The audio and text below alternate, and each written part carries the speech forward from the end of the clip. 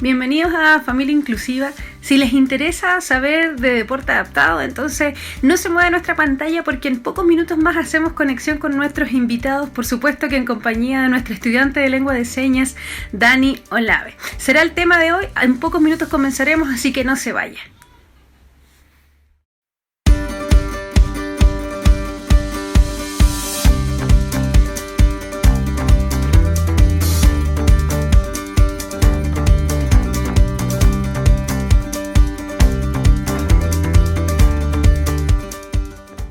Hola, damos la bienvenida a otro capítulo más de Familia Inclusiva. Muy contentos con los invitados del día de hoy. Gracias a otra plataforma hemos podido llegar a otras localidades y eso es sumamente importante para Familia Inclusiva porque nos permite generar experiencias a todos ustedes de otros lugares y otras opiniones también. Estamos junto a José Morales y estamos junto a Pamela Aracena. Muy bien, muchas gracias por la invitación. Muy bien, muchas gracias también por la invitación. Feliz de compartir este espacio. Bueno, contarles un poco que José es una persona en situación de discapacidad, ¿cierto? Pero una persona que genera deporte. Y también tenemos a Pamela, ella es parte de una organización también. Movimiento Deportivo Inclusión. Aparte, Pamela es kinesióloga, trabaja en el servicio público, así que tenemos dos grandes invitados con opiniones sumamente importantes para todo nuestro Valle de la Conca. Voy a partir por José. Yo imagino que con esto de la emergencia sanitaria también genera un poco de dificultad respecto a todos los que estamos en situación de discapacidad. La verdad ha sido como bien raro, harto tiempo en realidad. Siendo como deportista me ha llevado como entrenar en casa, en realidad, como que no es lo mismo. Tratamos de hacer lo que se puede. De hecho, he salido como 2 veces de lo que ocurrió en la pandemia. Y ya llevamos hartos meses de emergencia sanitaria. Y ya se vamos, pero claro, harto.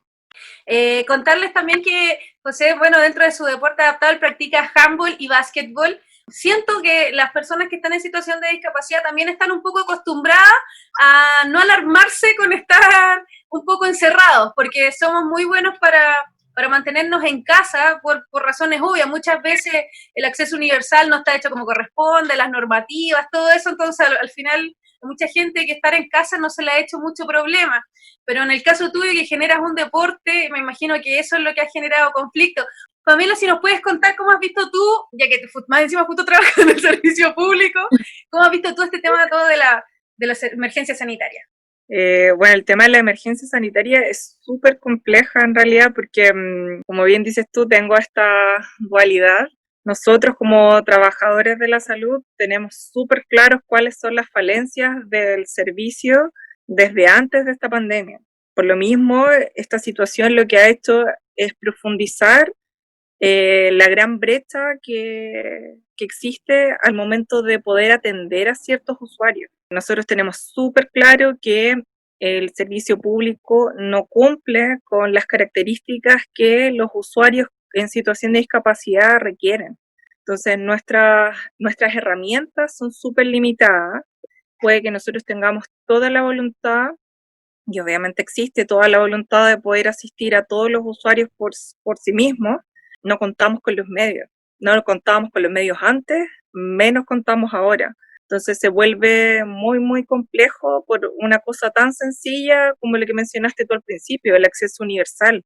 Hay lugares que son muy antiguos, incluso los que son más nuevos no cuentan todos con el acceso que todas las personas requieren. De repente, no sé, se descompone un ascensor y queda el caos porque en realidad no existe ningún acceso con rampa para los pisos superiores.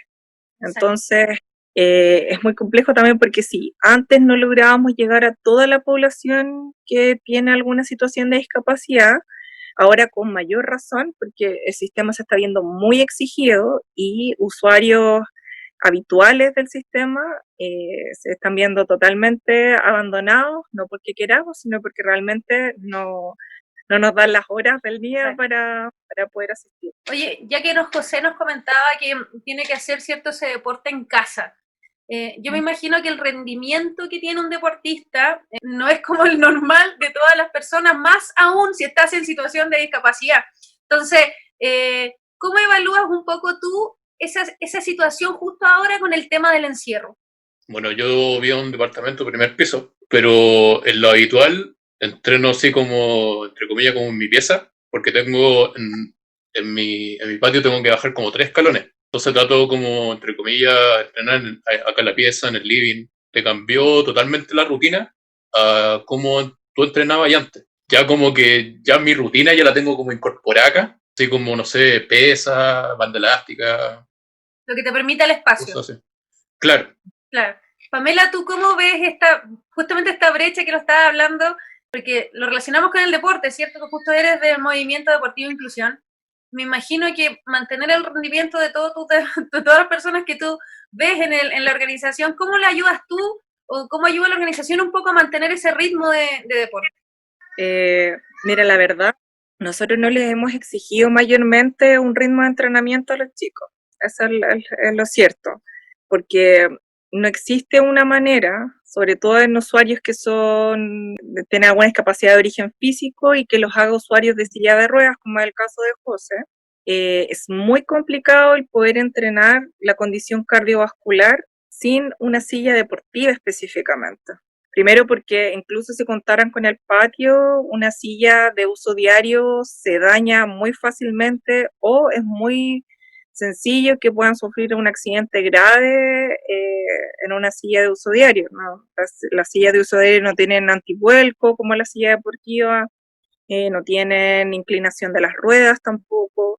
La conformación, la estructura de la silla también es totalmente diferente, entonces es muy complejo en ese aspecto y lamentablemente es el aspecto que mayormente los favorecería si es que tuvieran alguna infección por SARS-CoV.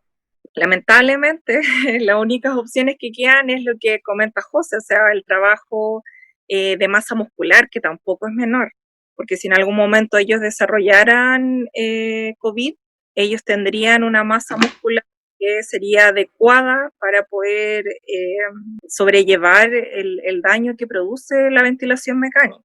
Y de hecho, eso es lo que más se trabaja en los deportistas que son usuarios de silla, la capacidad cardiovascular y cardiorrespiratoria, porque eso varía muchísimo no solo al momento de desempeñarse en la cancha, sino que eso es lo que gatilla que no aparezcan otras comorbilidades, por ejemplo, como la hipertensión. En el caso de otros deportistas, por ejemplo, con discapacidad visual, eso no es un mayor tema porque físicamente ellos pueden mantener esa carga cardiopulmonar. Obviamente hay algunos chicos que tienen un mayor compromiso y eso se vuelve aún más complejo. Entonces, los chicos del grupo que tienen discapacidades más severas, como pasa habitualmente en los grupos de bocha, ellos han tenido una cuarentena totalmente cerrada, no se sale a comprar, no se sale a nada, absolutamente a nada, porque ellos están totalmente claros del riesgo que esto implica.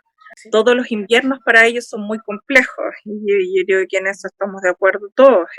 El tema del ventilador mecánico, si es favorable o no usarlo en un usuario que tiene una discapacidad muy severa y que afecte el sistema cardiopulmonar, siempre ha sido un debate. Ahora, obviamente que hay menor disponibilidad, el tema de la COVID se comporta de una manera muy dañina para ese sistema, lo vuelve mucho más complejo al momento de tomar la decisión si se puede o no ventilar a un paciente en una situación de discapacidad más severa. Son cosas que se deben evaluar, me imagino, también dentro de la medicina. José, tu opinión respecto al deporte adaptado en nuestro país. Desde Teletón que hago deporte, pero últimamente, bueno, ya llevo como 5 o 6 años en el club, si no me equivoco. Entonces, no sé, es como ya como que si me tengo que tatuar el nombre del deporte adaptado, me lo tatúo. Así como que ya lo tengo como en el ADN, ¿cachai? Pero ¿sientes tú que en parte un poco que el país está como en deuda con el tema del deporte? Porque yo siento, por ejemplo, en mi opinión, siento que tenemos pocas opciones de dónde poder ir y dónde acudir, porque si fuese una situación de normalidad, yo digo, quiero hacer deporte, miles de lugares. Pero cuando hablamos de deporte adaptado, ¿cierto? Donde necesitas ciertas condiciones, la silla, como decía Pamela, ¿cierto? Que necesita una silla especial, un entrenador, y ahí ya no se vuelve algo normal. Entonces ahí ya no puedes encontrar cualquier lugar que genere deporte adaptado. Entonces, ¿sientes tú, José, que un poco que el país está en deuda con el deporte adaptado? A modo personal creo que falta mucho desde un principio y como que hasta el día de hoy todavía no está como en deuda, sabiendo que estamos como en el 2020. Entonces como que está como en deuda, tanto en, no sé, en auspiciadores, en publicidad. Me ha pasado de que, no sé, hay como un campeonato, por ejemplo, no sé, de cualquier deporte, uno como que lo invita, oye, ¿sabes que voy a estar tal parte? Ya, tal. Y lo digo, la persona que va me dice, oh, es impresionante, sé que nunca había visto esto. Quedan sorprendidos de cómo desarrollan el deporte, de cómo... Es como que, claro, como que todos quedan como sorprendidos, oh, es que esta cuestión yo no lo conocía nunca. Entiendo. Pame, tú que justamente estás en una organización, ¿cierto?, de deporte adaptado, ¿cuáles son esas dificultades que tiene el país en deuda con ustedes? Yo creo que lo principal es que no hay políticas públicas claras respecto al deporte adaptado. Eso es, yo creo que es lo principal. Si no existen instancias que surjan desde la comunidad, entonces prácticamente el deporte adaptado no existe. Exacto. Y aún así se exige o se espera, en realidad se espera, porque no se exige, se espera que existan deportistas destacados, pero que surjan prácticamente desde la nada. Siento que no puede depender un semillero de deportistas de una institución en particular, porque no todas las personas tampoco tienen la misma motivación. Exacto. Y eso también es súper importante que uno lo tenga claro, incluso dentro de los grupos que uno entrena. Hay personas que van a decir que no, que en realidad solo quieren ir a entrenar porque es entretenido estar con sus compañeros, porque, claro, quieren competir, pero no se les va a ir la vida persiguiendo un ProDart, por ejemplo. Pero hay otras personas que sí, que efectivamente tienen muchas capacidades para el deporte, rápidamente generan revuelo dentro de un grupo, se sacan a competir y listo. Después se frustran porque salen a competir y se comparan con otros países, incluso a nivel sudamericano, y Chile está lejísimos en muchas de las disciplinas a nivel sudamericano. Los chicos se frustran y uno pierde la oportunidad de poder haber desarrollado un deportista. Yo creo que el mayor pero es que no se separa lo que es el deporte adaptado del deporte paralímpico. Entonces, la oportunidad que genera el deporte adaptado es que la persona pueda conocer distintos deportes. Si quiere practicar muchos deportes, lo puede hacer y efectivamente puede tomar una decisión. En cambio, en el modelo actual necesitamos deportistas paralímpicos, entonces, con ciertas características, y de repente ni siquiera ellos logran terminar bien sus procesos de rehabilitación y ya están insertos en una competencia de alto rendimiento. Entonces, yo creo que eso impacta en muchos aspectos y eso puede perjudicar incluso la manera de relacionarse del deportista. Muchas veces en la manera en que ellos se ven es como lo más grande que hay, y pueden a veces ser hasta un poquito déspotas cuando se ven en esas situaciones, y es porque no hay un proceso formativo, que es aún más grave en el caso de los niños. Pasó volando el primer bloque, no se mueva porque vamos a un corte pequeño y ya estamos de regreso.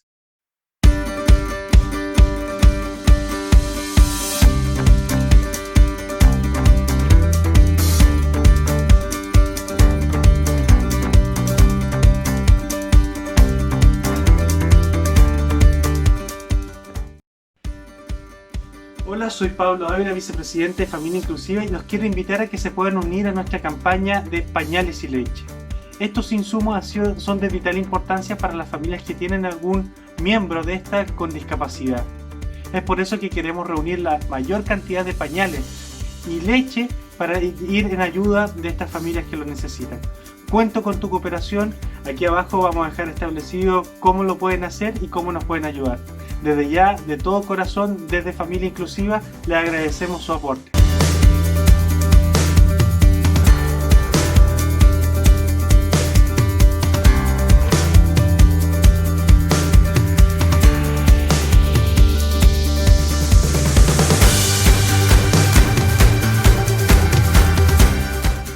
Ya estamos de regreso en nuestro segundo bloque junto a José Morales, junto a Pamela Aracena.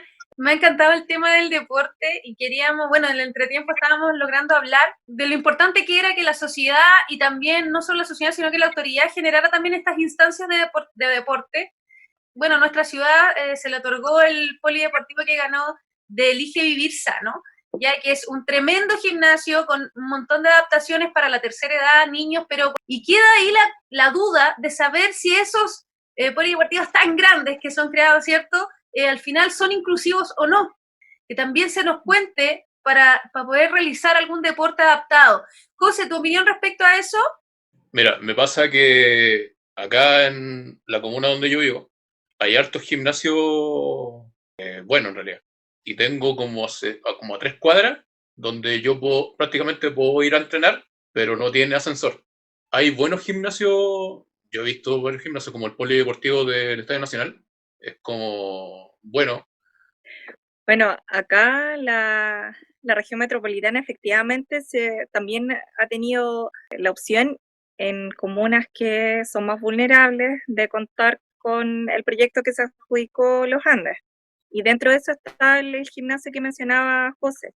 Efectivamente, el gimnasio es muy accesible, son muy bellos, pero los proyectos deportivos del gobierno, incluidos los de Elige Vivir Sano, no incluyen a las personas con discapacidad.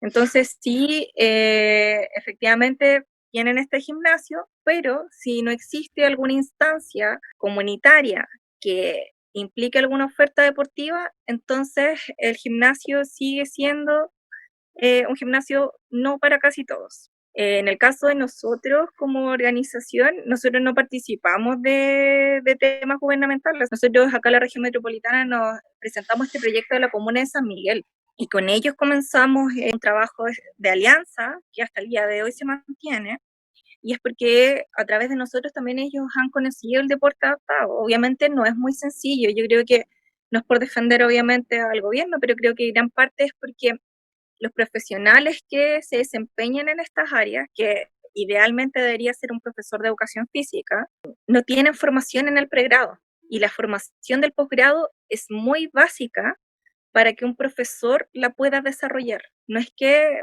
puede que sea un poco polémico que lo diga así, pero para un terapeuta ocupacional, para un kinesiólogo, para nosotros es mucho más sencillo porque nosotros tenemos formación clínica. Entonces, si llega un chico con discapacidad, nosotros no le tenemos miedo a la discapacidad que pueda tener esa persona. Entonces, yo creo que eso le resta confianza a los profesionales de la docencia, que serían los ideales en este caso. Afortunadamente, hay algunas personas que se han ido formando en estas áreas, pero no sé si sigue siendo suficiente, porque no hemos logrado llegar hasta el punto en que el gobierno lo implemente de una manera tal que cuando se venda el pack de Elige Vivir Sano, incluso dentro de los programas que son para adultos mayores, poder incluir a personas con discapacidad, como ha pasado al revés. Por ejemplo, las bochas que están diseñadas para personas con parálisis cerebral inicialmente, o personas con discapacidades más severas que afecten mucho el movimiento, se ha extrapolado a la población adulta mayor y ha tenido un gran éxito en esa población, pero no ha pasado al revés. Yo no sé si puede ser también alguna complicación el tema del valor que implica la implementación. Todo lo que sea de buena calidad para los deportes son extranjeros. Y eso obviamente tiene un valor extra. Siendo súper autorreferente, en el caso de nuestra organización, todo lo que nosotros tenemos ha sido a través de proyectos. Y el José puede dar fe de que todos los materiales, sin excepción, en todos los deportes son de primera calidad, entonces eso implica que son muy caros. Pame, quiere decir entonces que, por ejemplo, para que los chicos como José puedan tener su silla, ¿cierto?, deportiva, ¿eso también lo postulan ustedes como proyecto? De hecho, todo, desde el inicio hasta la aguja con la que inflamos el balón, se compra con dinero de proyecto. Entiendo. Bueno, creo que es una deuda bien grande, como dice José, con el tema del deporte adaptado. Yo igual lo considero. Y a pesar de que ahora yo me entero de muchas cosas gracias a ustedes, la verdad, porque de repente uno es ignorante dentro de la misma situación de discapacidad, ¿cierto? Pero es tanta las actividades que se realizan que de repente uno es ignorante en otros ámbitos. Por ejemplo, lo deportivo, yo era muy ignorante y entiendo un poco ahora lo del polideportivo. Aún así considero que si se necesitaran especialistas también podrían haberlos para poder generar este tipo de deporte.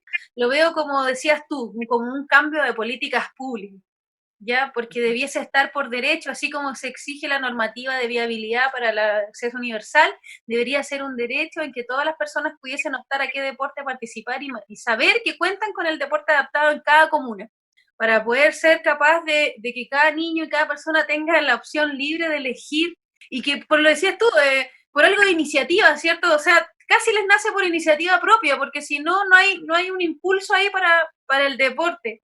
Bueno, no ha sido solo esta emergencia sanitaria compleja para el deporte, también, ¿cierto? Económicamente, para las personas en situación de discapacidad ha sido más duro aún, porque hemos sido totalmente abandonadas de cualquier ayuda que ha generado el gobierno y los gobiernos regionales. Ya en el caso del bono, ¿cierto? Que se entregó para el bono COVID, que se entregó hace muy poco para las familias, dejó afuera a las personas en situación de discapacidad que recibían pensión, ya lo cual Claro. muchas de esas personas viven solamente de su pensión y es una burla porque no pasa de los 130.000 pesos. José, tu opinión al respecto.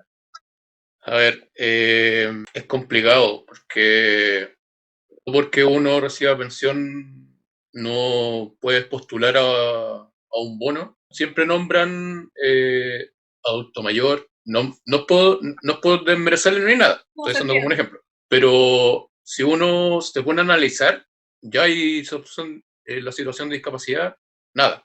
Como que me pasó que el primer bono que lanzaron, que fue el COVID, si no me equivoco, y llamé y me dijeron, no, ¿sabes qué? No estás como inscrito, no te va a llegar porque son para mayores de 65.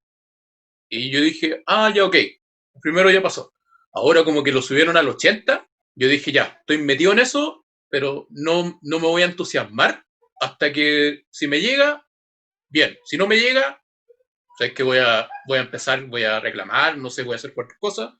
Bueno, eso, siento que la discapacidad está muy olvidada acá. No, totalmente. Acá lo hemos dicho un montón de veces, y opinión personal también, siempre deberíamos ser evaluados por la cantidad de gasto y no por la cantidad de ingresos. Siempre lo he dicho, una familia puede ganar 1.000.000 de pesos, pero a veces tiene un hijo, un hermano, una mamá, un papá en situación de discapacidad, donde la calidad de vida para generar a esa persona es mucho más alto el costo de lo que mantengo de ingresos. Peor si vivimos más gente en una misma casa, porque se nos suma el ingreso de todos. Y uno más encima, persona en situación de discapacidad que genera el doble de gasto, es peor aún, peor aún. Entonces es ahí donde yo entiendo perfectamente el enojo de todas las personas en situación de discapacidad que queden fuera de ese bono.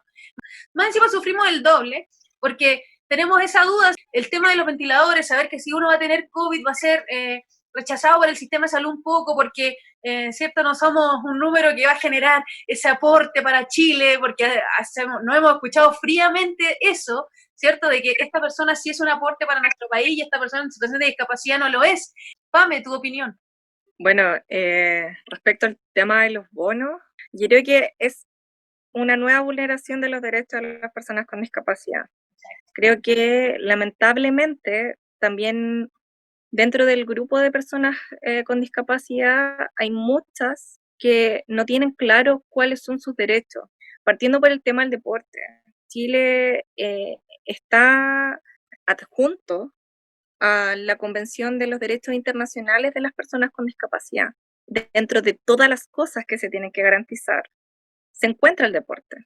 En el caso del tema de salud, es súper complejo si uno lo mira del lado económico, porque creo que en algo tan sencillo ni siquiera se ha hablado de que exista el stock suficiente de insumos que necesita una persona en situación de discapacidad.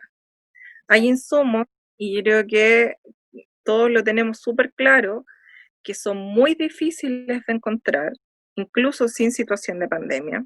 Y obviamente tampoco donde no se ha regulado ni siquiera el valor de un kilo de arroz, me imagino que tampoco se ha regulado el valor de los insumos médicos que una persona en situación de discapacidad requiere. Si uno piensa que además en ningún momento, efectivamente, en los discursos, ni del presidente hasta el ministro, subsecretario, quien sea, en ningún momento se aborda la situación de las personas en situación de discapacidad de ningún tipo, eso lo vuelve aún más crítico. Ellos son súper conscientes que las pensiones que reciben las personas en situación de discapacidad son precarias, que si no tuvieran esta red de apoyo que tú mencionas, entonces realmente o comen o compran los insumos. Exacto. Entonces no existe ningún apoyo realmente visto desde lo humano, que creo que eso es lo más terrible, porque efectivamente cada uno de nosotros es evaluado según el costo y los beneficios que pueda recibir de nosotros el Estado. Entonces las personas en situación de discapacidad, en general, esa relación de costo-beneficio al Estado no le sirve. En un modelo neoliberal como en el que está nuestro país, claramente no es de interés poder mantener a una persona en situación de discapacidad. Respecto al tema médico, que lo estuvimos conversando en los breaks también, es súper complicado porque la indicación de recomendaciones respecto al tratamiento de personas en situación de discapacidad viene desde la OMS. Obviamente, eso es una recomendación y cada país elige sus propias reglas, poniéndolo en otra población.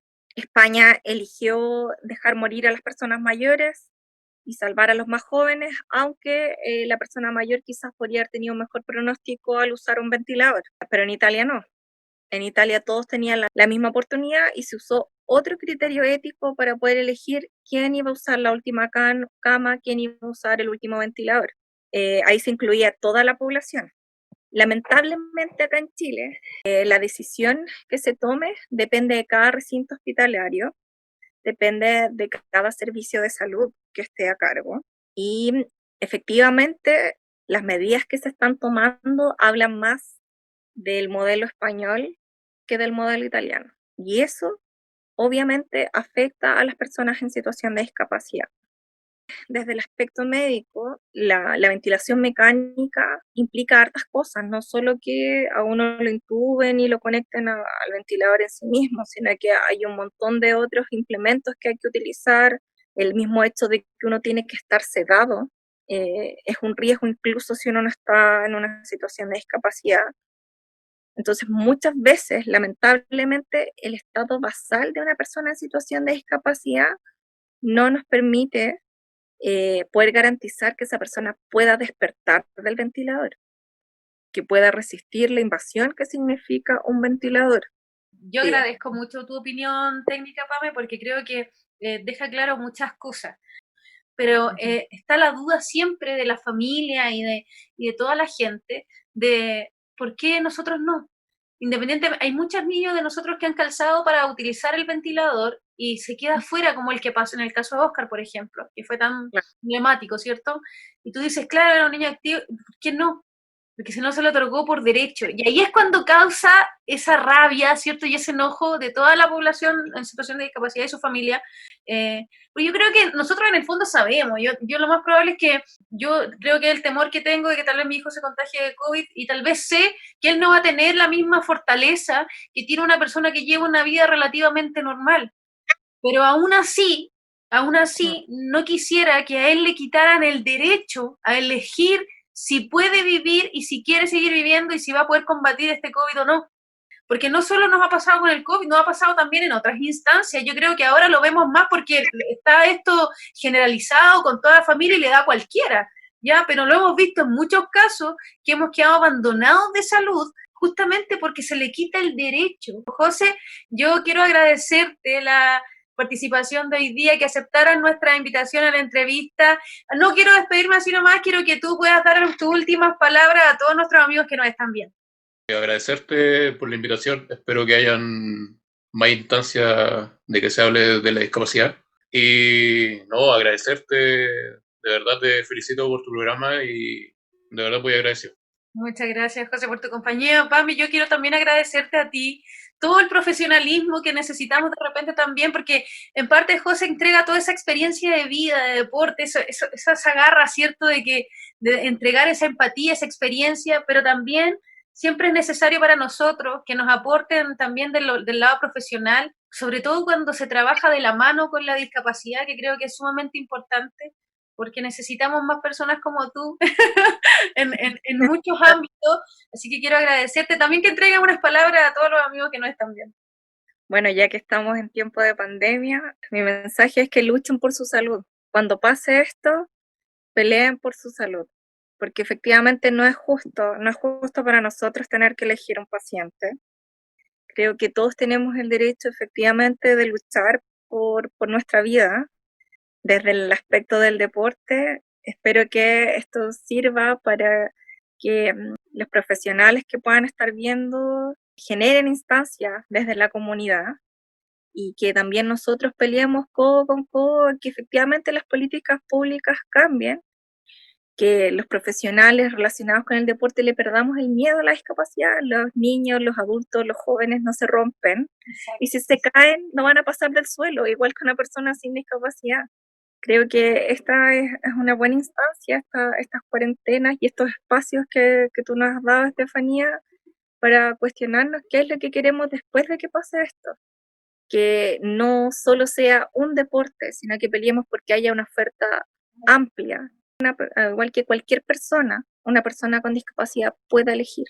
Yo, el capítulo anterior, quedamos con una frase que era que la sociedad y la autoridad estaban al debe por la falta de oportunidades. Y creo que esa frase se sigue dando también en este capítulo, que es la falta de oportunidades, incluso en la salud, en el deporte adaptado. Ya veo que se puede dar en muchos ámbitos más. Yo agradezco a ambos su participación de hoy día, le doy las gracias, un beso gigante y nos vemos el próximo capítulo aquí en Familia Inclusiva.